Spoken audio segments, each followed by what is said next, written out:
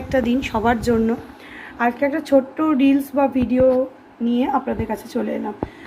অনেকেই হয়তো আমাদের সাবান সম্পর্কে, সোপের ভ্যারিয়েশন সম্পর্কে জানেন, আবার অনেকেই জানেন না। যারা পেজের নতুন ভিউয়ার্স ফলোয়ার্স আছেন তাদের জন্যই ছোট্ট ভিডিওটা। আমাদের আরও 2-3 রকম সোপ তৈরি হয়, বাট এখন এই মুহূর্তে যেগুলো অ্যাভেলেবেল আমি সেইগুলোই আপনাদেরকে তুলে ধরছি, আপনাদের সামনে তুলে ধরছি। Just a minute.